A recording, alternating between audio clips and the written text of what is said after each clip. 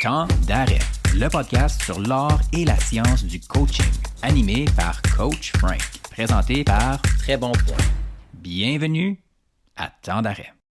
Épisode 119, cardiologie sportive, soccer professionnel, syndrome de mort subite et prévention des problèmes cardiaques chez les athlètes avec François Simard, MD.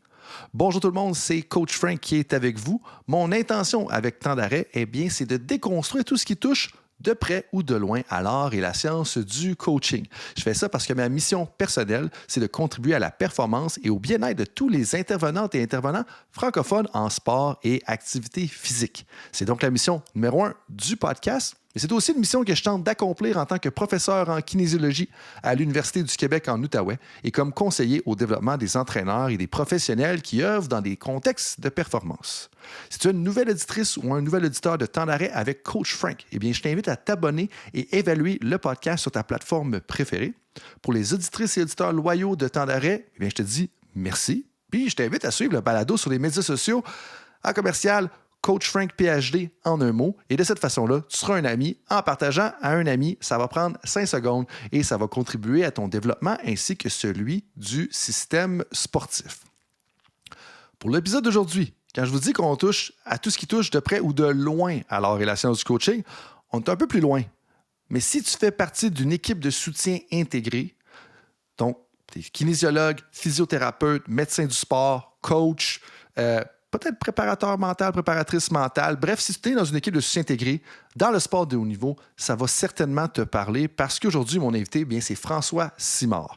François a complété son doctorat en médecine et sa résidence en cardiologie de l'adulte à l'Université de Montréal. Son parcours académique l'a mené à s'intéresser à la physiologie de l'exercice et le remodelage cardiaque secondaire à l'exercice physique.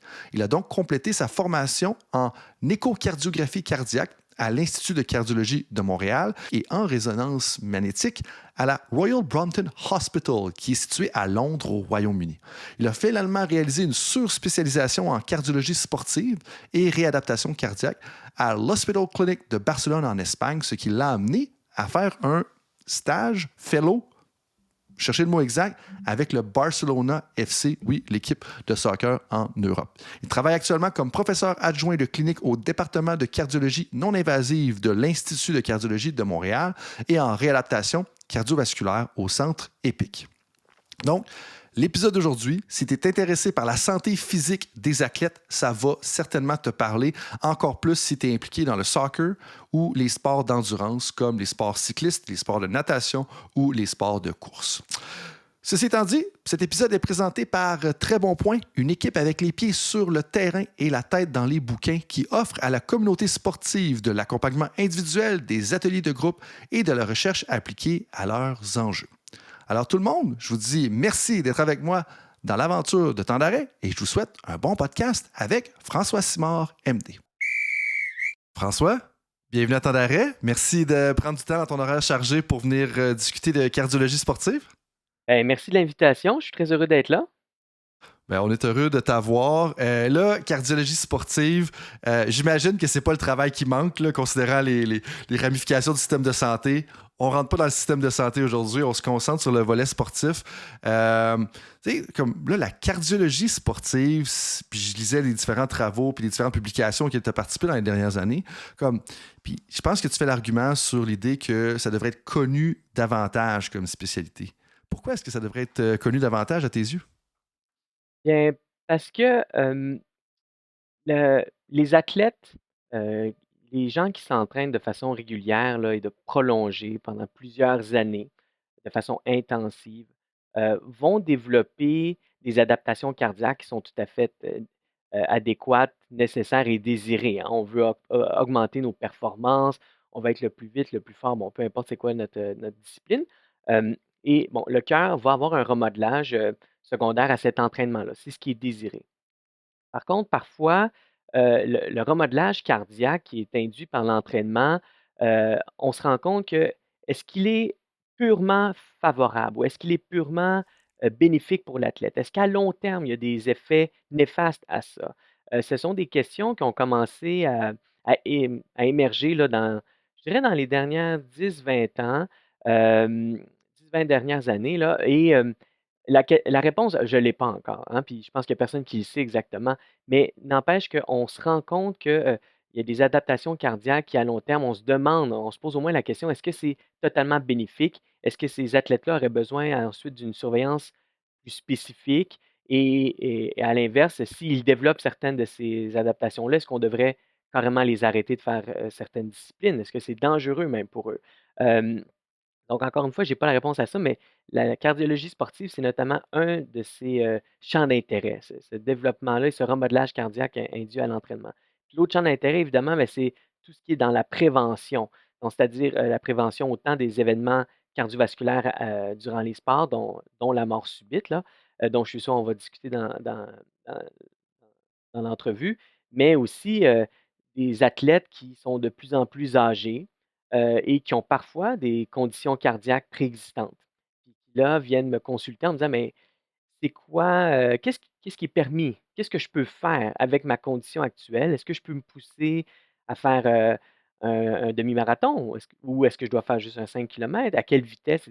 Ça, c'est le genre de questions que des fois, un cardiologue général a une certaine opinion, mais on manque des fois de données ou d'expertise carrément pour répondre plus spécifiquement à certains patients qui ont des questions là, vraiment spécifiques. Et là, c'est là que j'essaie d'avoir ma niche, puis en fait de développer l'intérêt puis ben, l'expertise là, au Québec.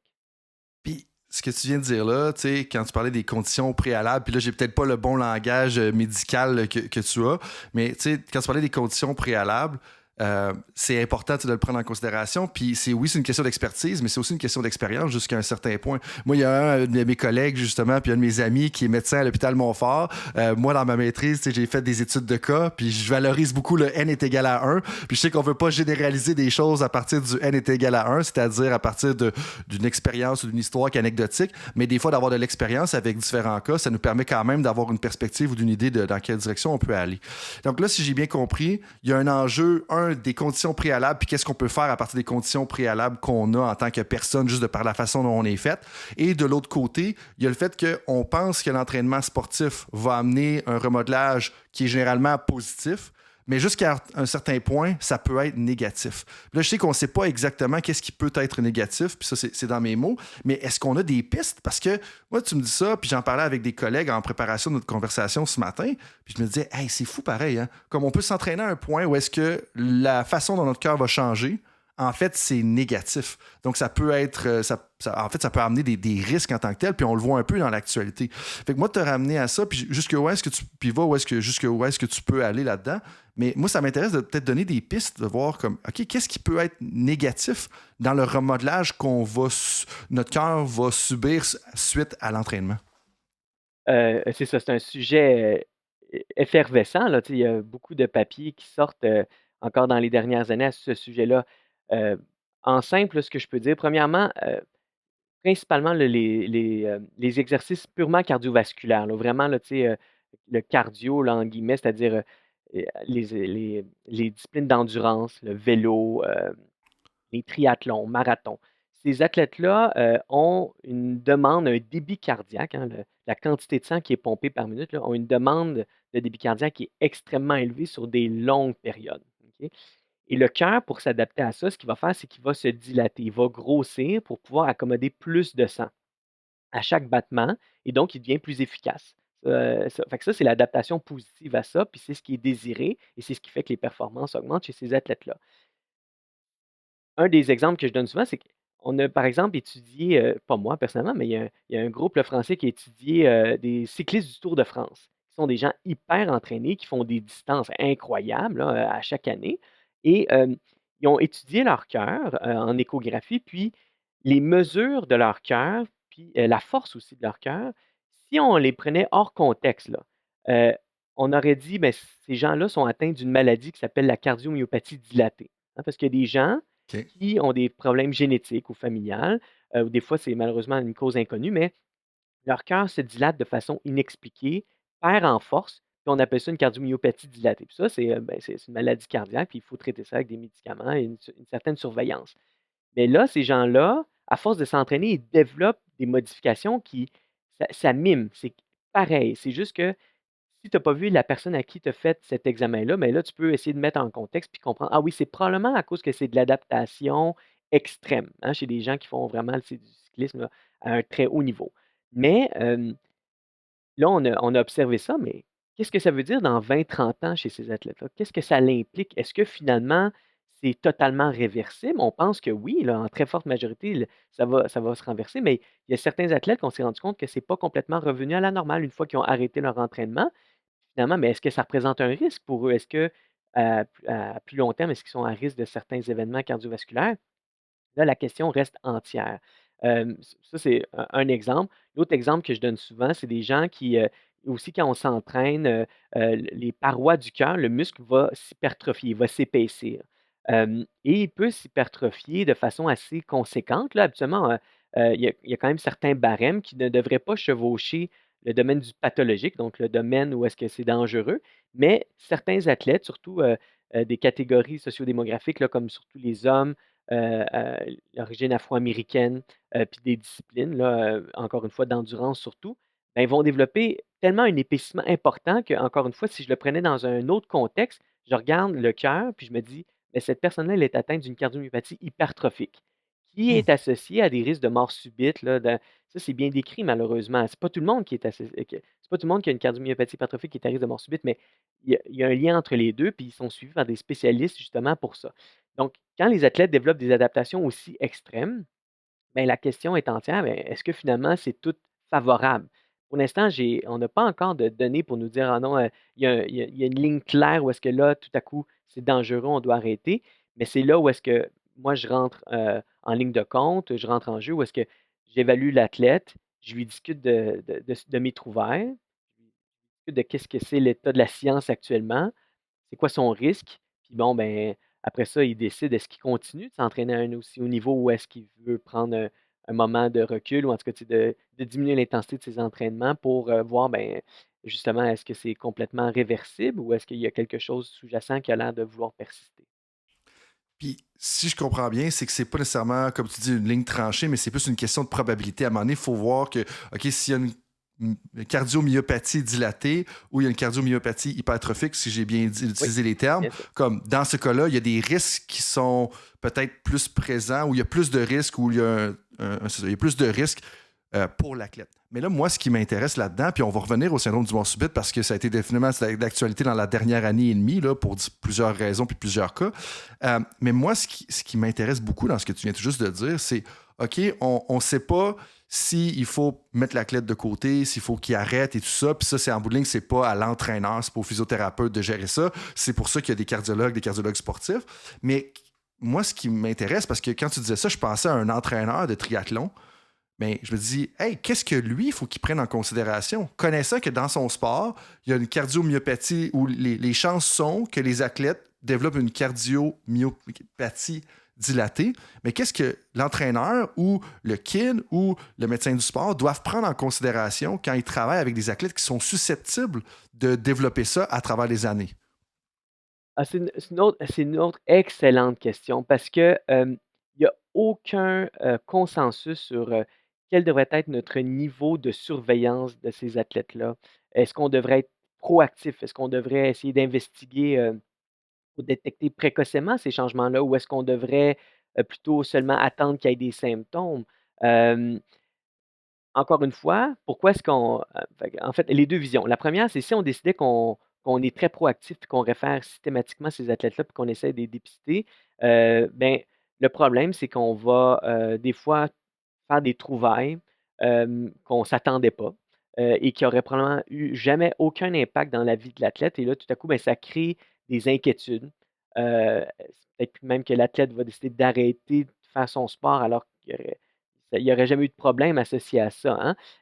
Et ben, fait que il y a des conséquences délétères pour lui. Puis là, je parle même pas à un niveau professionnel où c'est est-ce que des fois il y a un intérêt financier ou, tu sais, on est juste avant les Olympiques, puis on se fait annoncer ça, là, tu sais, il y a d'autres intérêts aussi, hein. Il y a pas juste, le plaisir de faire du sport. Hem Donc ça, c'est une vision que moi, je pense pas qu'il faut dépister tout le monde systématiquement comme ça. Hem, il y a l'autre vision plus extrême où est-ce qu'on dit: «Ah ben là, on va juste attendre qu'il se passe un événement grave avant d'investiguer». Ça, je suis pas sûr que c'est non plus la bonne option. Hem je pense que ce qui est très raisonnable actuellement, en tout cas dans l'état de nos connaissances actuelles, c'est qu'il faut essayer de ne pas minimiser les symptômes des athlètes. C'est-à-dire que malheureusement, beaucoup d'athlètes n'auront aucun symptôme avant le développement d'une maladie. OK? Mais des fois, ils vont avoir des symptômes plutôt non spécifiques pour nous en cardiologie. On va un peu plus fatigués en entraînement, là, un peu plus essoufflés, mais bof, il y a beaucoup d'entraînement récemment, c'est une haute saison. Peu importe la raison, puis là, ben, ou il y a eu un virus récemment, puis bon, ben, je prends juste du temps à récupérer, puis là, mais tu sais, ça tarde, ça tarde. Fait que des fois, des petits symptômes qui paraissent très anodins, puis que souvent l'athlète va avoir tendance à minimiser parce qu'il veut poursuivre, il veut continuer, ou il se dit, ben, c'est moi le problème, il y a tel problème qu'il faut que j'adresse. C'est probablement pas un problème cardiaque, mais ça d'avoir un haut niveau de suspicion, quand il y a un symptôme comme ça qui survient, pour référer ces patients-là. Je pense que déjà, c'est une première étape. Puis là, j'ai parlé d'essoufflement, de fatigue, mais ça pourrait être aussi de douleur à la poitrine ou ça pourrait être aussi des palpitations, là, quand l'athlète commence à sentir son cœur qui s'emballe de façon inadéquate ou qui, tu sais, qui accélère de façon subite, là, de façon inexpliquée. Et évidemment, toute perte de conscience. OK? Euh, Là, mon message, il peut paraître peut-être un peu extrémiste, là, mais dans le sens que je veux dire, c'est je pense que quand un athlète mentionne des symptômes, ça vaut la peine qu'on s'y attarde et probablement qu'il y ait certaines investigations qui soient réalisées. Dans la très vaste majorité, il n'y aura aucun problème cardiaque, hein, parce qu'il y a plein de choses qui peuvent arriver à un athlète pour expliquer pourquoi il est plus fatigué, pourquoi il est plus essoufflé.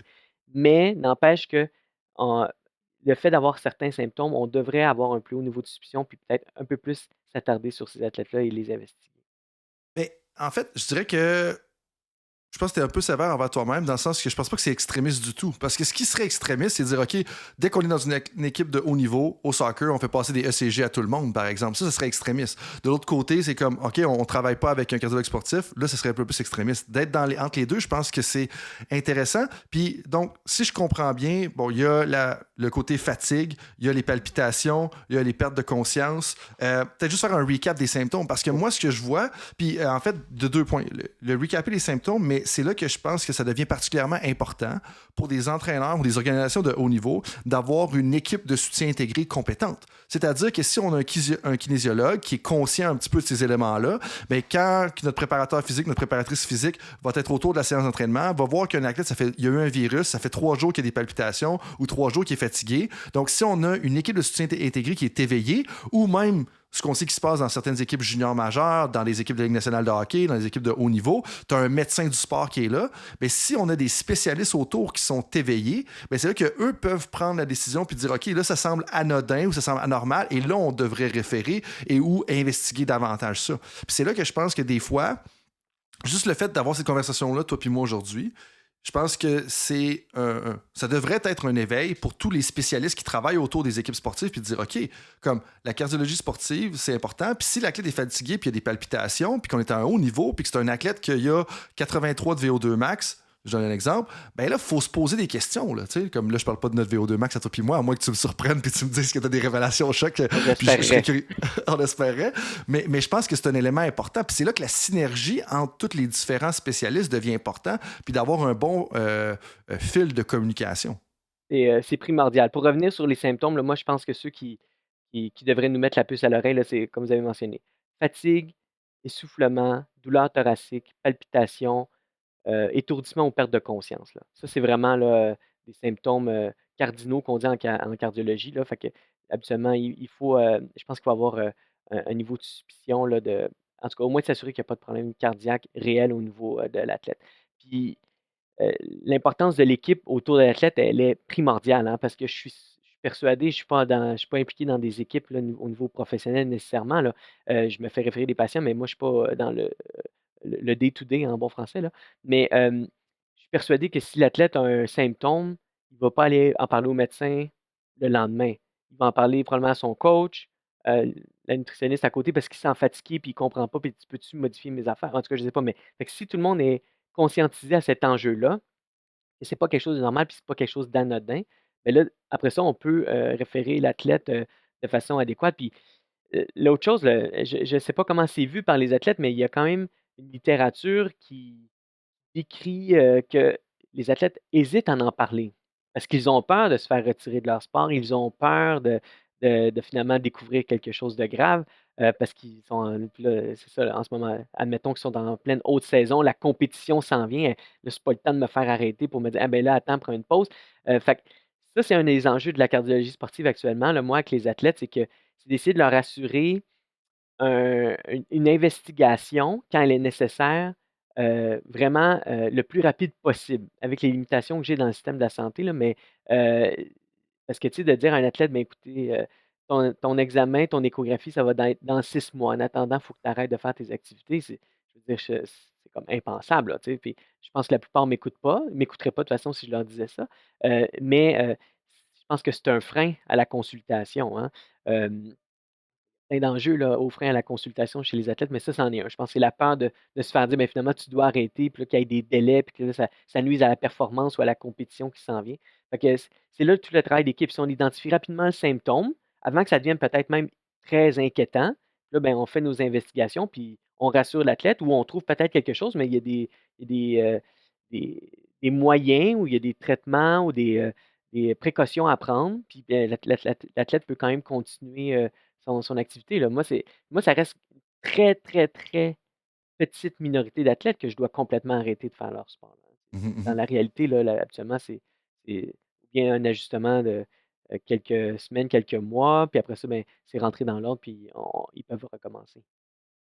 Et puis là, tu me parlais des freins à la consultation. Comme, est-ce qu'il y en a d'autres freins à la consultation qui sont connus? Parce que moi, quand j'entends ça, je me dis, tu sais, les entraîneurs, les spécialistes ont un rôle à convaincre l'athlète. Puis je sais pas si convaincre, c'est le mot, là, dans le sens que je dirais peut-être plus conscientiser, c'est plus le ton, je pense, qui est adéquat. Tu sais, on veut pas nécessairement convaincre un athlète, là, tu sais, on veut le conscientiser à ça. C'est quoi les autres freins à la consultation qui sont peut-être connus, si tu les sais, là? Bien, je pense qu'un des premiers, un autre là, qu'il y a notamment, ben, c'est euh, euh, la méconnaissance de la cardiologie sportive.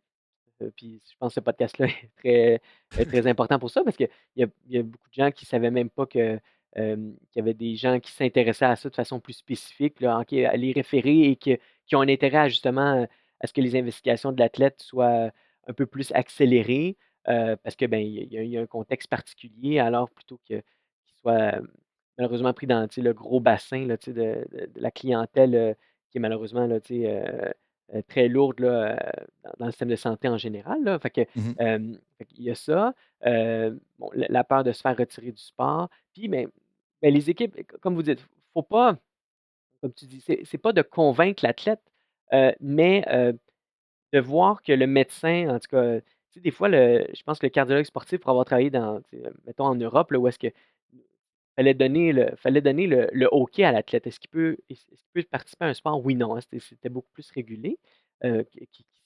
Fait que là, on est vu comme le frein, hein, le cardiologue sportif ou le médecin, on est vu comme l'adversaire quasiment, hein, ou l'ennemi, parce que ben, il y a le coach, il y a l'athlète qui veulent faire telle activité, puis là, ben, c'est le médecin qui va peut-être dire non ou mettre des limitations. Bon, fait que ça devrait vraiment pas être vu comme ça, là. Puis on doit être une grande équipe. Il faut qu'il y ait une discussion. Puis, ce que je dis tout le temps aussi, c'est quand je suis avec les athlètes puis que je leur donne des recommandations, c'est tellement, c'est trop simpliste de croire que je fais juste dire mes recommandations à l'athlète puis ça va bien passer. Il faut que l'entraîneur, pardon, soit bien conscientiser aussi à qu'est-ce que j'ai dit, parce que souvent, c'est lui qui est capable de traduire c'est quoi les limitations pragmatiquement, c'est quoi à l'entraînement puis durant les compétitions, qu'est-ce qui va être vraiment modifié, parce que je peux dire à un athlète, ah oui, tu ne dois pas faire telle chose, mais spécifiquement, qu'est-ce que ça représente comme adaptation à l'entraînement et tout, c'est pas tangible, mais quand je parle à l'entraîneur de ces limitations-là, là, ça change tout, là. Puis là, l'entraîneur, ah oui, OK, mais parfait, fait qu'on va faire ça plutôt que ça, puis on va modifier les choses. Fait que si on ne travaille pas en équipe, ça ne sera pas pour le, le bien de l'athlète. Fait que vraiment, là, c'est pas de le convaincre, mais c'est vraiment de travailler pour sa sécurité puis pour son bien-être là, durant la pratique sportive. Ça devient un travail de co-création, de collaboration. Puis comme il y a un des livres qui le dit, puis là, j'essaierai de le trouver, mais je ne l'ai pas en tête en ce moment, mais un livre de médecine sportive là, qu'une de mes collègues elle a consulté. Il parle souvent de la triade clinique. La triade clinique, c'est que tu as l'entraîneur, l'athlète et le spécialiste. Puis dans ce cas-là, ben, c'est peut-être cardiologue, médecin, entraîneur, médecin du sport, entraîneur, athlète, ça peut être ça. Mais de penser à la triade clinique, puis la triade clinique, elle prendra, ça peut être 4 personnes, ça peut être 3 personnes, ça peut être 5, tout dépendamment du cas en tant que tel. Mais je pense que de garder ça en tête, ça optimise les chances que l'intervention soit adaptée aux problèmes ou aux troubles ou à ce qu'on a trouvé justement chez l'athlète. Mais là, tu me parlais un petit peu des distinctions en Europe. Bon, tu as fait un stage en Europe, quand même super intéressant. Moi, c'est une chose qui m'intéresse, travaillant principalement avec des coachs en Amérique du Nord, quelques-uns en dehors ou quelques-unes en dehors de l'Amérique du Nord. Je suis curieux de savoir un peu, qu'est-ce que tu vois comme distinction, justement, dans l'approche médico-sportif de ton séjour en Europe, puis de ce que tu as vécu, justement, ce que tu vis au quotidien ou dans ta pratique, justement, en Amérique du Nord. Parle-moi donc un peu des différences entre les deux cultures. La différence, e elle est très évidente. Aussitôt qu'on commence à être, exposé aux 2 milieux, on voit le changement de culture. Il y a juste un océan qui nous sépare et pourtant il y a beaucoup de choses à ce niveau-là qui divergent. Puis moi, ça a été un des intérêts pour lequel que je suis allé en Europe, c'est que je voyais qu'il y avait une approche un peu différente et pas que je pensais que c'était nécessairement la meilleure, mais je voulais être exposé à cette approche-là, puis ramener cette influence-là ou en tout cas les meilleurs points, ici. Donc en Europe, c'est beaucoup plus, il y a beaucoup plus de législation puis de régulation au niveau des fois, c'est carrément, des législations gouvernementales, mais sinon, c'est des régulations au niveau, des fédérations où est-ce qu'ils exigent pardon, que les athlètes soient, d'emblée rencontrés par des cardiologues sportifs, qu'ils Hmm. aient certains examens comme un électrocardiogramme, on en parlait là, avant qu'ils soient, admissibles là, pour faire leur compétition, puis ensuite qu'ils soient, hem, réévalués de façon annuelle habituellement. Et donc, c'est une condition. S'ils n'ont pas cette signature-là ou cette évaluation-là par le cardiologue qui dit que c'est correct, ben, tu n'as pas le droit tu sais, de prendre part à la compétition, de participer à telle ligue ou peu importe. Puis certaines, dépendamment du niveau, dépendamment du type de discipline, des fois, c'est encore plus d'investigation. Des fois, il faut faire d'emblée une échographie cardiaque, en plus de l'électrocardiogramme. Ensuite, des fois, en plus, un stress, un électrocardiogramme à l'effort. Tu sais, donc, avoir un électro, puis en plus, pendant qu'on est en train de faire de la course ou du vélo, là, peu importe la discipline. Fait que, hem, ça découle, je pense, en Europe, là, il y a plein de raisons, là, mais historiquement, c'est l'expérience italienne, hein, qui a mis la table, pour hem, cette tendance-là en Europe. C'est-à-dire qu'en 1980, en Italie, il y avait eu beaucoup de cas de mort subite, malheureusement, durant les compétitions sportives, là, toutes disciplines confondues. Puis le gouvernement a décidé qu'il ne voulait plus que ça arrive, ou en tout cas, il voulait diminuer le risque de ça. Fait qu'il s'est dit, on va obliger tous les athlètes qui prennent part à des compétitions à voir un médecin sportif ou un cardiologue sportif et avoir au moins un électrocardiogramme. Et ils ont démontré que dans les années par la suite, là, il y a eu une nette diminution du taux de mort subite durant les Hmm. activités sportives. Et là, ça l'a fait des petits, puis les pays européens adjacents ont adopté là, cette approche-là plus, je dirais interventionniste, ou en tout cas plus proactive là, en termes de dépistage. C'est pas toujours ancré dans une loi gouvernementale, comme je disais, mais c'est assez dans la tradition là, européenne.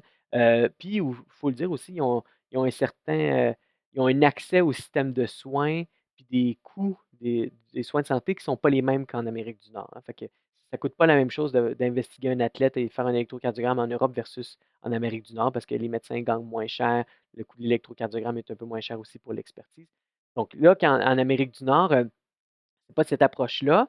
De un, parce qu'en Amérique du Nord, il y a des gens qui ont essayé de recréer l'expérience en Europe de dépister tous les athlètes, puis ça n'a pas mené à une diminution Hmm. significative de mort subite, durant les compétitions. Fait que les gens vont dire: «Ben, c'est peut-être pas si utile en Amérique du Nord de le faire». Pourquoi? Est-ce que c'est parce que c'est pas les mêmes maladies génétiques, qui sont représentées en Amérique du Nord versus en Europe? Est-ce que c'est parce qu'il y a eu d'autres interventions qui ont été faites qui ont diminué le risque de mort subite hormis le dépistage? Et donc quand on fait le calcul coût-bénéfice, hein, c'est-à-dire, combien ça coûte d'investiguer chaque athlète là, dans une équipe, c'est une grosse équipe de football, mettons, puis là, tout le monde a un examen, tout le monde a un électrocardiogramme et si tu inclus une échographie, ben, tu augmentes encore les coûts versus le bénéfice de peut-être prévenir une fois une mort subite, là, un événement qui est hyper rare, là, on s'entend, c'est moins que 1 sur 100 000 athlètes année, là. Euh, ben, le calcul a été fait qu'en Amérique du Nord, on ne va pas dépister tout le monde de façon systématique. Il y a des fédérations qui l'exigent quand même en Amérique du Nord, puis, ou des organisations comme, moi, je sais qu'au niveau universitaire, là, habituellement, c'est souvent au moins recommandé, mais souvent bien implanté. Mais c'est pas quelque chose d'obligatoire. Il n'y a pas une loi en tant que telle, contrairement en Europe où est-ce que c'est beaucoup plus ouais, légiféré.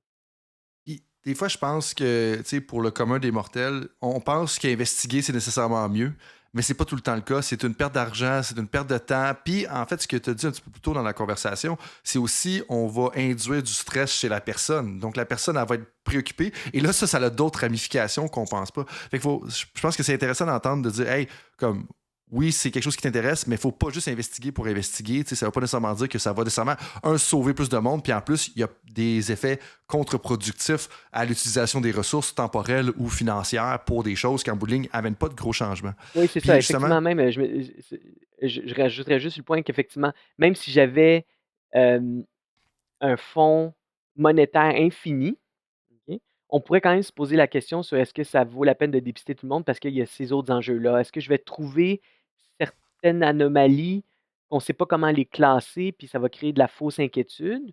Ou ben, finalement, tu sais, je fais un premier électrocardiogramme, il est limite.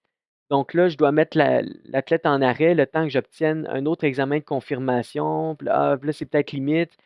Ou bon, je ne sais pas trop quoi faire avec ça. Fait que finalement, je vais le réévaluer à chaque année. Je vais répéter l'examen pour être sûr que ça évolue pas. Mais là, ça, c'est du stress. Même si j'inclus pas l'argent là-dedans, mais c'est du stress pour l'athlète, des inquiétudes euh, qu'on n'aurait pas si on le fait pas systématiquement. Mais je peux comprendre très bien l'autre approche qui dit, mais on est mieux le savoir puis vivre avec l'incertitude. Là. Ça dépend comment chaque personne, philosophiquement, les deux vues se défendent. Là. ouais, et la compagnie d'assurance qui subventionne ou qui garantit les salaires de tes joueurs, c'est sûr que si tu as une masse salariale de 455 millions, puis que tu as LeBron James dans l'équipe, tu veux t'assurer que son cœur est en bon état. On devrait peut-être plus parler davantage justement de Bronny James là, qui a eu des problèmes cardiaques. Mais avant d'aller un peu plus dans les syndromes de mort subite, parce que je veux en parler, tu as soulevé le football. Je pense que tu faisais référence probablement au football européen, parce que moi je suis plus dans le football américain, de par ton stage justement avec le Barcelona FC. Puis une des choses que moi, il m'intéresse à savoir, c'est qu'est-ce que tu penses des exigences de la FIFA? Est-ce que les exigences de la FIFA sont appropriées? Puis là, je sais pas à quel point tu veux te rentrer là-dedans parce que c'est quand même une grosse institution, la FIFA. Mais je suis curieux de savoir parce que, je dis tout le temps, quand je parle avec des entraîneurs ou des spécialistes, le soccer, le football européen, c'est le sport qui est le plus avancé scientifiquement dans l'ensemble. Il y a peut-être des domaines qui sont plus avancés dans d'autres sports, mais de par la compétitivité du sport à l'échelle mondiale, de par la prestance du Barcelona FC, du Real Madrid, de Chelsea, puis name it, de par la grosseur de la Coupe du Monde, c'est le sport où est-ce qu'il y a le plus de nations qui ont investi parce que c'est vraiment le sport le plus compétitif à l'échelle mondiale. Donc, ceci étant dit, c'est souvent un point de référence. Mais c'est pas à cause que c'est un point de référence dans la culture que c'est nécessairement une bonne référence. Puis c'est là, moi, de te ramener au point de dire, comme toi qui as vécu le football européen et les exigences qu'ils ont, comme est-ce que c'est vraiment comme approprié ou dans quelle direction, si tu avais un peu main mise là, sur la direction à prendre, dans quelle direction on devrait aller? Euh, c'est une question lourdement chargée, mais c'est parfait. Euh, Va jusqu'à où est-ce que tu te c'est sens à ça. l'aise. Fait que mon opinion personnelle, c'est je pense que la FIFA fait bien, ok, d'exiger tous ces examens-là. Euh, c'est assez bien publié que ce ne sont pas toutes les disciplines qui s'équivalent en termes de risque de mort subite, justement, chez l'athlète. Le soccer ou le football européen est une des disciplines les plus à risque. Le basketball, c'en est une aussi assez à haut risque. Euh, donc, je pense qu'il faut aussi modifier notre approche en fonction de la discipline que l'athlète fait.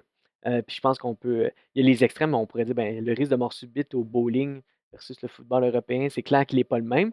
Je pense que tout le monde se s'entendrait, mais il est différent entre le hockey, même s'il y a des cas, puis le football européen. Bon, c'est pas le même type d'athlète.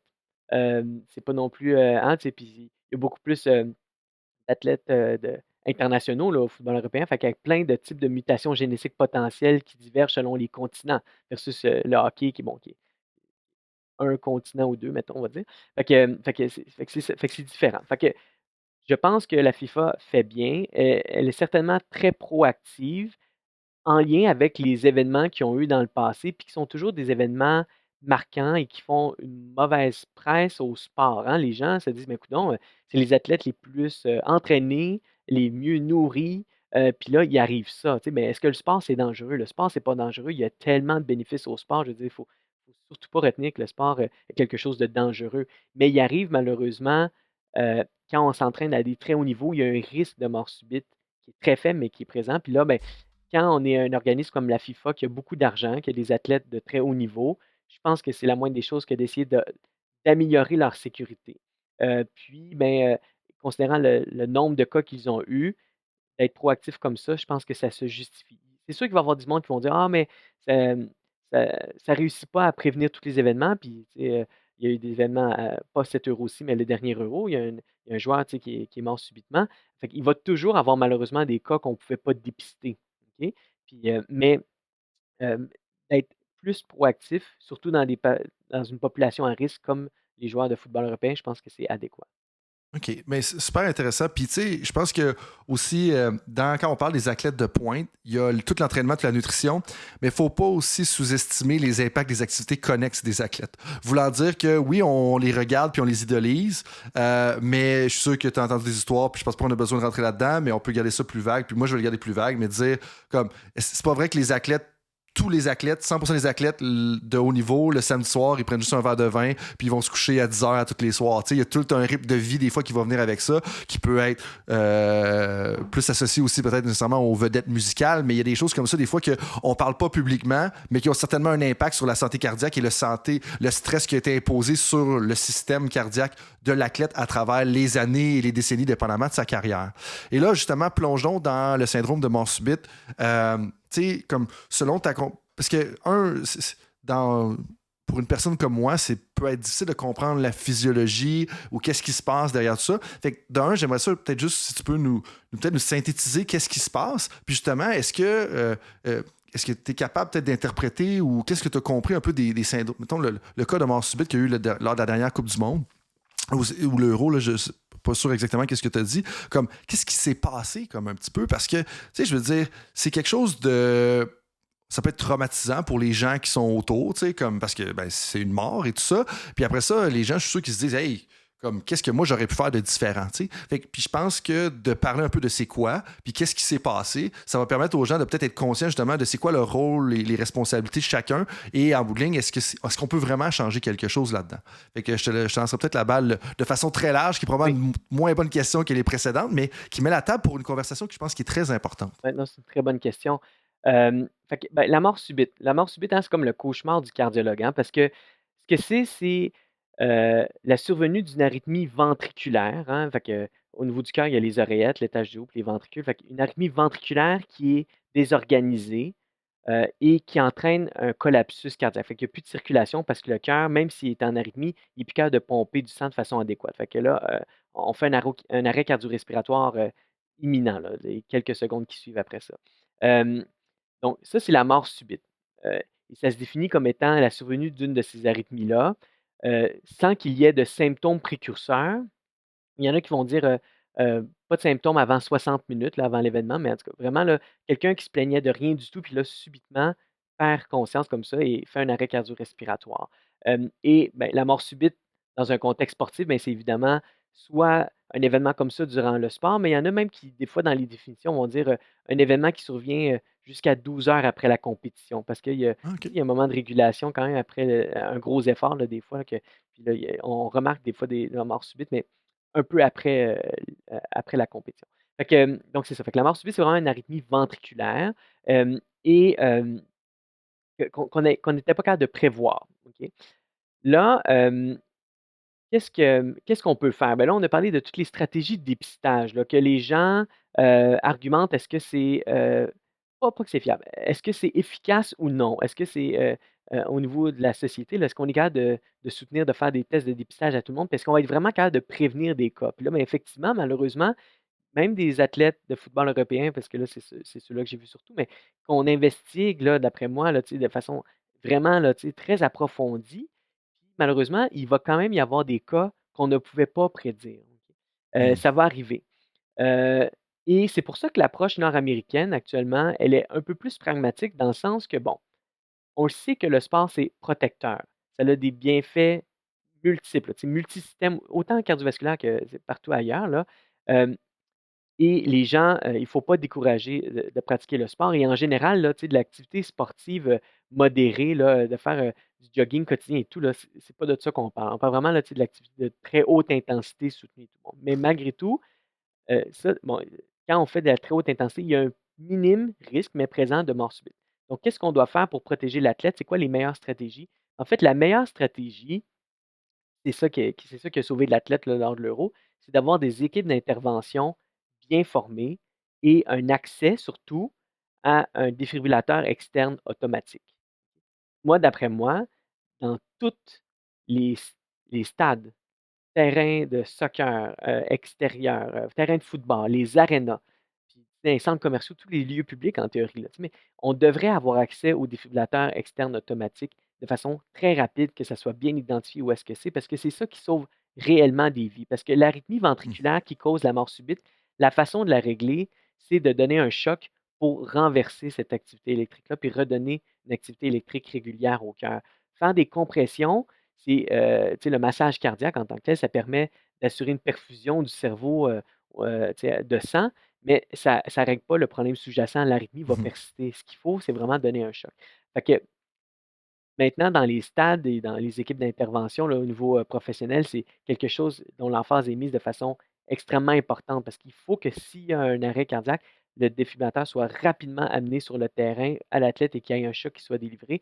C'est c'est ça qui va diriger, parce que c'est ça qui va influencer de façon la plus importante le pronostic de l'athlète. Puis je parle neurologique, mais aussi de récupération générale, là. Fait que, c'est ça la stratégie qu'on doit mettre en place actuellement parce que comme tu as dit, on n'a pas on peut pas avoir la prétention qu'on va être capable de prévenir tous les cas. Fait que Mhm. si on n'est pas capable de faire ça, il faut être capable de de traiter ces patients-là de façon la plus efficace possible, c'est le défibrillateur, externe automatique. Le Donc, DEA. Souvent, on va DEA.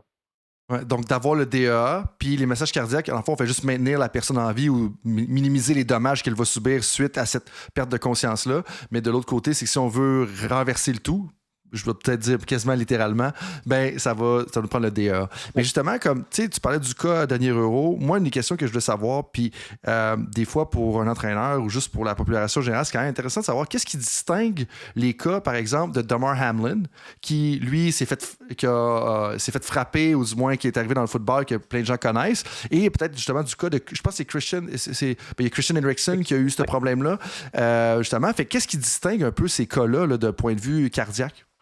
Euh, ben, le cas de M. Hamlin, là, lui, est assez spécial. On n'a jamais eu la confirmation, mais le vidéo, quand on le voit, là, tu sais, il reçoit un coup assez, bon, un plaqué assez standard, vous allez dire, pour la NFL, là, mais c'est quand même un bon plaqué.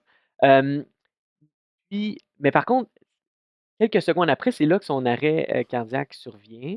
Euh, Et on le sait qu'il a été, à ma connaissance, là, on sait qu'il a été défibrillé, puis il a été réanimé et tout. Fait que, donc, il a fait une arythmie maligne, ça c'est sûr, s'il a eu besoin d'un défibrillateur. Hem, fait que il y a il y a une entité qui s'appelle le commotio cordis, hein, qui est une cause de mort subite qui, elle, est pas vraiment, c'est pas en lien avec une malformation cardiaque. Le le le cœur peut être très bien formé, mais c'est de recevoir un coup très précis au niveau du thorax, proche du cœur, et à un moment très précis aussi, du cycle cardiaque. C'est un phénomène médical qu'on connaît, là, c'est-à-dire qu'on sait que si le cœur est en train de se repolariser, qu'on appelle, et qu'on donne un choc électrique à ce moment-là, on va induire une arythmie ventriculaire puis un arrêt Hmm. cardiaque chez n'importe quel patient. Là, ce qui se produit chez cet athlète-là, c'est qu'ils reçoivent un coup tellement précis et tellement fort au niveau du cœur, au moment de la repolarisation, ben, ça induit une mort, ça induit une arythmie ventriculaire puis la mort subite. Fait on n'a jamais eu la confirmation sur si c'était vraiment le cas de cet athlète-là au football, mais ça laissait à penser étant donné la chronologie des événements, OK? Mais on n'a jamais eu la confirmation. Tandis que, Christian Eriksen, lui, c'est complètement différent où est-ce qu'il était, je pense que c'était après le jeu, il reçoit pas de coup spécifique, puis là, tout à coup, il s'écroule sur le terrain. Hem on n'a toujours pas su lui non plus. Puis souvent, ces cas-là, ils nous disent pas c'est quoi la cause exactement de la mort subite. Puis je pense que c'est correct. Mais c'est vrai que ça limite, moi de mon côté, en termes de recherche, bon, ben, c'est quoi les causes les plus fréquentes de mort subite? On a une idée parce qu'on a des études rétrospectives qu'on appelle ou autopsiques, là.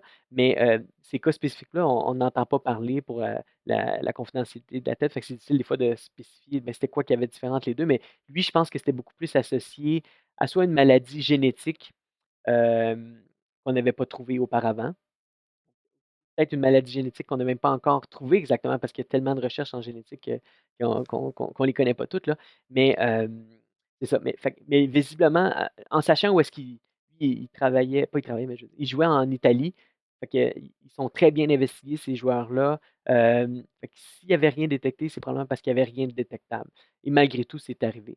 Mais lui, Mhm. lui, je pense qu'il y a un problème au niveau cardiaque en tant que tel. Là, son cœur a une anomalie. Peut-être qu'on ne l'a pas trouvé encore, mais pour déclencher une arythmie comme ça à l'effort, tandis que M. Hamlin, étant donné la chronologie des événements, je pense que c'est plus en lien avec le coup qu'il avait reçu là, juste avant le plaqué. Ce qui est intéressant pour moi du cas de Damar Hamlin, c'est que, un, ça l'a frappé parce que c'était le Monday Night Football. D'un côté, tout le monde regardait ça, du moins dans le monde, dans l'univers du football. Mais ce que j'entends de ce que tu me dis, c'est c'était au bon endroit, au bon moment ou au pire endroit, au pire moment, là, si on veut le mettre de la façon qui est plus adéquate. Puis dans le fond, c'est un événement rare qui risque pas nécessairement de se reproduire de notre vivant quand on va regarder le football, ou du moins spécifiquement le football. Ça peut arriver, mais ça semble très rare là, selon ce que tu dis.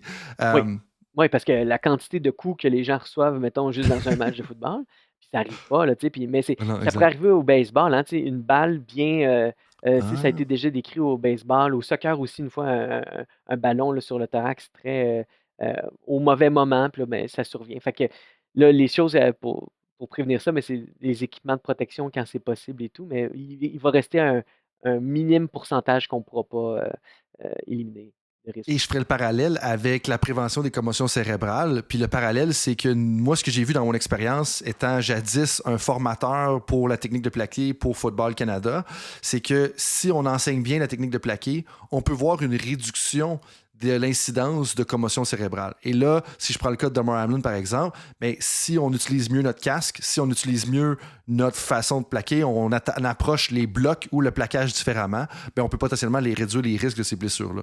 Donc, tu sais, je pense que des fois, il y a cet élément-là, mais il ne faut pas oublier que la personne qui est impliquée dans l'arène sportive, donc qui fait l'enseignement technico-tactique, a aussi un rôle à jouer dans la prévention des blessures de par la qualité de l'intervention technique qu'elle va faire. Et là, je te me ramènerai peut-être à un dernier cas d'actualité avant d'enchaîner un peu plus dans les questions éclairs. D'actualité, ça fait quand même quelques temps, mais la conversation, on va être publiée en même temps que l'Euro, la venue des Jeux olympiques, et un cas qui a quand même été majeur au Canada, qui n'est pas nécessairement un cas de mort subite, c'est le cas d'Alfonso Davies. Le cas d'Alfonso Davies, on parle de myocardite, puis à partir de là, mais moi, je suis curieux de savoir, comme parce que il y a deux éléments. Un, il y a la myocardite d'Alfonso Davies qui a. Moi, je me demandais même s'il allait pouvoir revenir au jeu pour suivre sa carrière parce que c'est phénoménal ce qu'il accomplit en tant que Canadien de jouer pour le Bayern Munich, le rôle qu'il a sur l'équipe nationale, mais il y a aussi l'impact que tu parlais tout à l'heure des virus sur la santé à long terme. Là, je me rappelle plus si dans le cas d'Alfonso Davies, il y avait eu un virus qui avait projeté ça, mais je sais que les virus peuvent avoir un impact, comme tu le mentionnais tout à l'heure. Puis ça, moi, c'est quand même intéressant parce que je me dis, tu sais, on a eu, la plupart d'entre nous, parce que de mon côté, moi j'ai eu le COVID, t'as probablement déjà eu le COVID, on a eu le COVID qui est un virus que ça, mais il y en a plusieurs autres qu'on va avoir, puis des fois, il y a un impact. Puis, tu sais, je me rappelle avoir eu un influenza probablement qui m'avait gardé 10 jours menotté au lit avec une perte de voix et tout ça. Mais je pense que des fois, on sous-estime l'impact que des virus respiratoires peuvent avoir sur notre santé cardiaque. Fait que peut-être je suis curieux de savoir ce que tu as à dire ou ce que tu peux ce dont tu peux parler au sujet de la myocardite d'Alfonso Davies, puis l'impact des virus à long terme, puis de dire que hey, parce que moi j'entends là-dedans, c'est de dire hey, je suis un entraîneur, je suis un kinésiologue, je suis un physiothérapeute, je suis un médecin du sport, j'ai un athlète qui a un virus respiratoire, comme demain il peut pas juste revenir puis faire 30 minutes par match comme il faisait si on prend le contexte du hockey par exemple. Donc ça, cet aspect-là, moi, de négocier avec le retour au jeu en prenant en considération l'impact d'un virus respiratoire sur la santé cardiaque, elle me parle beaucoup parce que je sais que moi-même, ça a eu un impact en tant que juste athlète du dimanche là, qui fait 30 km de vélo puis qui en a déjà plein son casque. Puis je pense que c'est important à prendre en considération là, quand on gère ou on est impliqué dans l'encadrement d'athlètes de haut niveau. Oui, fait que la myocardite, hein, pour ceux qui ont plus ou moins lu là-dessus, là, ce que c'est une inflammation du cœur. une inflammation qui se passe souvent en deux temps, c'est-à-dire qu'il y a un premier épisode qu'on dit très inflammatoire aigu, et ensuite, ce processus-là a tendance à s'arrêter une fois que l'agent causal a été éliminé. Et soit il va rester des séquelles au niveau cardiaque, ou des fois, ça se résout complètement, puis le cœur guérit à 100%. Euh, et donc, évidemment, ben, vous pouvez vous douter, s'il y a des séquelles versus pas de séquelles, ben, ça va influencer le risque par la suite. Il y a plein de choses qui peuvent donner une myocardite. Ça peut être des fois certains médicaments, la chimiothérapie, mais aussi une cause très fréquente qui nous entoure constamment, c'est les virus. OK? Les virus, puis les virus respiratoires, évidemment, sont des causes très fréquentes. L'influenza en est une. Puis la COVID-19, ben, ça a été décrit là, comme étant une cause de myocardite très claire et ça a créé beaucoup d'inquiétudes initialement dans le domaine de la cardiologie sportive là, parce que ben, certaines équipes américaines décrivaient des cas jusqu'à 15 à 20 de cas de myocardite chez des athlètes qui avaient été atteints de la COVID. Et là, bon, c'est quoi l'inquiétude de la myocardite pour nous? Mais c'est que quand on fait des études autopsiques chez les athlètes, malheureusement, qui ont des morts subites, il y a différents diagnostics qui sortent, hein. Il y a certaines maladies génétiques, des maladies de malformation congénitale, mais la myocardite, c'est toujours une cause, là, c'est 5 à 10 des cas de mort subite. OK? Souvent, des athlètes puis ils ne savaient pas qu'il y avait eu une myocardite dans le passé. OK? Là, on ne pouvait pas leur poser la question, malheureusement, c'est une étude autopsie, mais je veux dire, ils n'ont jamais rapporté qu'il y avait eu une myocardite, mais il y avait des séquelles.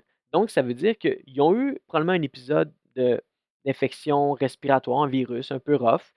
Ils n'ont pas senti nécessairement des symptômes de myocardite classique, là, qui absolument se présentent avec de la douleur à la poitrine, bon, tout. Mais il y avait quand même une petite séquelle au niveau cardiaque, une petite cicatrice. Et qui dit cicatrice dit un risque de développer de l'arythmie. OK? Donc, je fais c'est un long chemin pour revenir au cas d'Alfonso Davies, là. Mais quand on a un athlète qui est atteint de myocardite, notre inquiétude, c'est son risque de développer de l'arythmie quand il va s'entraîner. Parce que le processus inflammatoire, la cicatrice que ça pourrait avoir laissée, ça le met à risque. Et c'est chez ces athlètes-là, quand on est dans un état, quand on a une myocardite aiguë, c'est une contre-indication à l'entraînement euh, quasi absolue dans ma tête, là. À part très, très léger, on a le droit de marcher et tout, là, on fait notre vie quotidienne, là, mais il n'y a pas d'entraînement qui devrait avoir lieu pendant qu'on est en myocardite aiguë, quant à moi. OK? Et ensuite, on considère que ça devrait être pour environ 3 mois, l'arrêt, OK, d'entraînement là, de haut Quand niveau. même. Oui, fait que c'est une longue durée. Puis si vous regardez Alfonso Davies, je pense que ça avait été annoncé autour de décembre ou janvier. Là. Lui, c'était après la COVID-19, à mon souvenir. Il est revenu justement en mars. Fait qu'il y a eu le 3 mois là, habituel. Et de la façon dont on fait ça, nous, en cardiologie, ça, c'est des cas que souvent on me réfère là, en cardiologie sportive, où est-ce que on doit faire certains examens comme une résonance magnétique cardiaque, où est-ce qu'on est capable de voir vraiment est-ce qu'il y a des cicatrices cachées au niveau du cœur.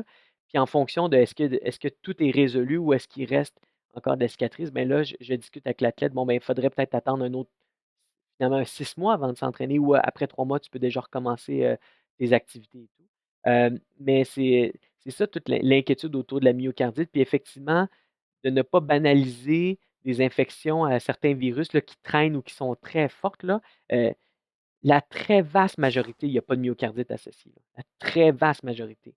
Mais quelqu'un qui, après un virus, là, remonte pas la pente, c'est difficile, est encore essoufflé, est encore très fatigué, ou même si des fois, surtout s'il y a des douleurs à la poitrine, il perd conscience, c'est pas normal. Fait qu'il devrait être référé parce que les virus sont omniprésents, puis ben, un faible pourcentage, très faible pourcentage va donner des myocardites, mais il y a tellement d'athlètes, tellement de virus, ben, ça va arriver, là, inévitablement. Mhm.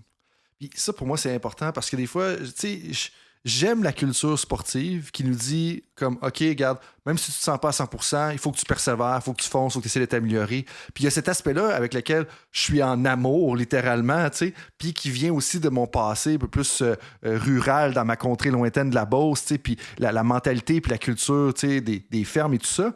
Mais de l'autre côté, faut pas être, j'ai le mot têtu en tête, mais c'est pas seulement têtu, c'est dire oui, il faut s'acharner puis vouloir s'améliorer puis travailler fort, mais d'un autre côté, faut pas se péter la tête contre un mur non plus puis dire OK, là, il essaie de travailler fort, clairement l'athlète a une intention de s'améliorer ici, mais il ne remonte pas la pente, puis ça ne semble pas être un enjeu d'effort. Donc là, il faut se poser des questions davantage. Puis c'est là que ce que j'entends de ton discours depuis le début de notre conversation, c'est qu'il faut être alerte. Qu'on soit un spécialiste, qu'on soit un kinésiologue, un physiothérapeute, un nutritionniste, qu'on soit un entraîneur, une entraîneur, ou qu'on soit un athlète, comme il faut être alerte, puis éveillé à ça, que si jamais il y a des affaires qui perdurent, puis que ça ne devrait pas perdurer.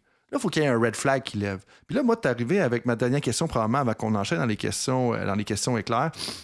C'est de dire comme, après combien de temps il faut se poser des questions? C'est-tu 24 heures, 48 heures, 72 heures? Puis je me doute que la réponse est genre vraiment vague, puis c'est pas aussi succinct que ça, mais je me dois de poser des questions pour faire mon bon devoir d'animateur. Non, c'est une bonne question, hein, parce que on se pose tout le temps, on se pose tout le temps la question. Euh, Fait que, tu sais, moi, je pense qu'un virus, ou comme la COVID, là, c'est clairement, tu sais, 7 à 10 jours, là, je pense que c'est très normal d'avoir tous ces symptômes-là. Puis, justement, mini message ici, je pense qu'on sous-estime la, l'impact de ces infections-là sur l'entraînement. Puis, je pense qu'il y a beaucoup de gens qui continuent de s'entraîner quand même, alors qu'on devrait vraiment réduire notre intensité d'entraînement quand on est affecté par un virus, là. Bon, fait que ceci dit, un 7 à 10 jours, je pense que c'est tout à fait attendu à ce qu'on ait des symptômes, qu'on soit moins bien, qu'on soit pas dans notre vraiment pas dans notre état usuel. Quand ça perdure après 10 jours, puis surtout s'il y a de la douleur à la poitrine, puis ou tu sais, des palpitations, là, ou évidemment une perte de conscience, c'est certainement pas normal. Je dis pas qu'on va trouver systématiquement un myocardite à ce moment-là, mais je pense que ça, le fameux red flag, là, je pense que là, je commencerai à le lever et à dire: «Ah, mais écoute, va peut-être falloir au moins qu'on commence à voir un médecin, pas nécessairement moi, là, mais je veux dire, un médecin pour discuter puis regarder, évaluer, être certain qu'il n'y a pas quelque chose d'autre sous-jacent. Puis si, ben, il y a des doutes ou des inquiétudes qui se confirment, ben là, éventuellement, peut-être que je vais rentrer en compte ou je vais rentrer en compte ou un autre cardiologue, là, mais c'est la meilleure réponse que je pourrais donner, mais c'est vrai que c'est beaucoup de cas par cas. Puis moi, les cas que j'ai vus, c'est des athlètes qui finalement, ben, ils se connaissent. Là, il y en a des fois, c'était après 2 semaines ou 3 semaines ou un mois, Mhm. mais ils étaient comme non, ça marche pas. Il y a quelque chose qui. Ils se souviennent qu'ils ont eu une infection, là, puis là, mais là, ça fait un mois, là, je suis censé être revenu. Là, tu sais. D'habitude, après un mois, je suis revenu à 100%, puis là, c'est pas encore revenu. Fait que là, c'est souvent comme ça que je détecte le problème. Puis ça me fait penser un peu à la charge d'entraînement. Quand on monitore la charge d'entraînement, il y a plein de variables qui sont super intéressantes, comme le kilométrage, les GPS, les accélérations, mais ça reste et ça demeure que la charge interne, donc la charge perçue par l'athlète, est un très bon gage de la difficulté de la charge d'entraînement. Puis ça fait un lien super, tu sais, comme en kinésiologie, en entraînement, on se dit la charge interne est importante, bien suivre l'athlète se connaît jusqu'à un certain point, puis c'est là que de les conscientiser, ça devient important. Puis la conversation qu'on a, toi et moi, ensemble, elle est importante parce que si on est tous conscientisés, bien, on est plus alerte puis on est capable de moduler notre compréhension puis notre approche en fonction de ce qui se passe là. Et ça renforce surtout le N est égal à 1. Là, je mets des mots dans ta bouche, mais c'est moi qui dis ça. Mais une petite blague là, pour mes collègues là, qui sont dans le milieu de la médecine. Ceci étant dit, j'enchaînerai avec les questions éclairs qui permettent à l'auditoire d'un peu mieux te connaître puis apprendre un peu de tes apprentissages. Donc, première question. Si tu peux retourner en arrière et te donner un conseil à toi-même quand tu avais 22 ans, ça serait quoi? Ben, ce serait le même conseil que je me donne que je me donnerais même actuellement. Tu sais, je pense que l'être humain, on a tendance à aimer le confort, le connu. Hem, Pourtant, on n'apprend pas dans ces conditions-là. On apprend quand c'est une nouvelle situation. Fait que je me dirais à 22 ans, puis je me le dis encore là, des fois, c'est ben, oui, plonge dans une nouvelle opportunité ou un nouveau milieu ou quelque chose qui est peut-être inconfortable, mais c'est là que tu vas apprendre, puis c'est là que tu vas évoluer puis progresser. Fait que c'est de ne pas hésiter dans ces opportunités-là, tu sais, de dire oui, même si tu penses que c'est peut-être pas nécessairement ta place ou que tu n'es pas encore prêt, mais si tu as l'opportunité, vas-y, plonge, puis je pense que c'est comme ça qu'on apprend le mieux. Ah ben, super. Et puis, dernière question, si tu peux mettre une citation sur un Jumbotron dans un stade de football, ça serait laquelle et qu'est-ce que tu aimerais que les gens comprennent? Ouais, ben, en fait, moi, niveau personnel, puis je veux pas lancer le débat, mais je suis un grand fan de tennis et de Roger Federer. C'est un de mes joueurs préférés. OK. Je considère que c'était le meilleur, mais bon, je sais que là, je vais m'attirer les fautes de beaucoup de personnes, mais en tout cas, j'ai beaucoup adoré ce joueur-là.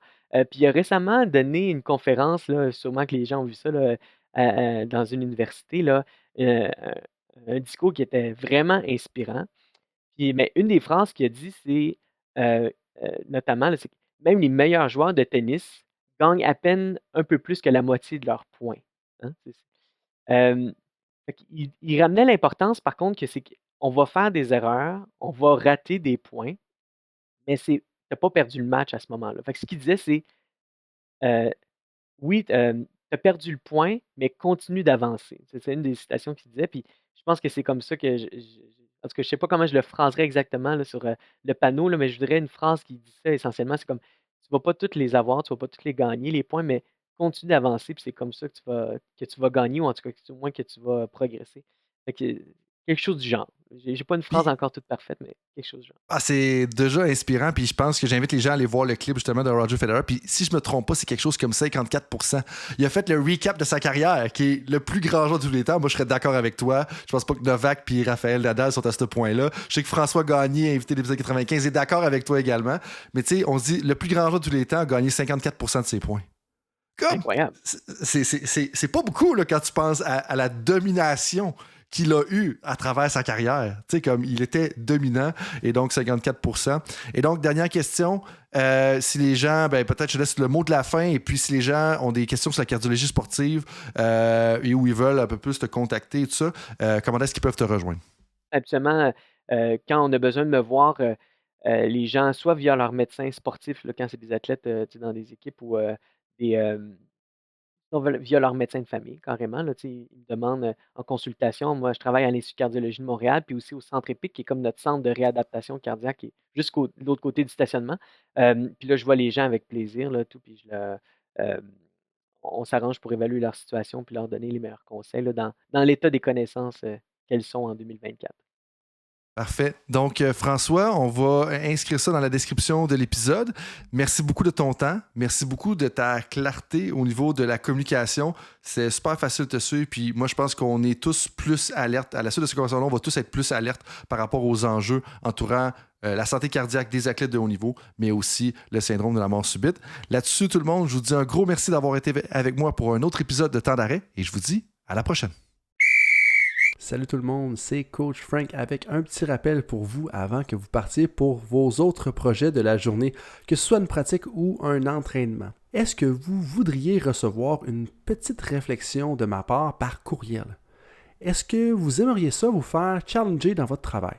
Si oui, bien, la réflexion du coach est pour vous. C'est quoi ça? Eh bien, c'est un petit courriel textuel qui partage les idées, concepts et débats qui animent mon esprit dans les dernières semaines. C'est très court, 250 à 500 mots. Et donc, si vous voulez recevoir ce genre de courriel qui va susciter de la réflexion, eh bien, visitez le drcoachfrank.com dans la section Contact et inscrivez-vous. Sinon, eh bien, je vous dis à la prochaine et merci d'être avec moi dans l'aventure Temps d'arrêt.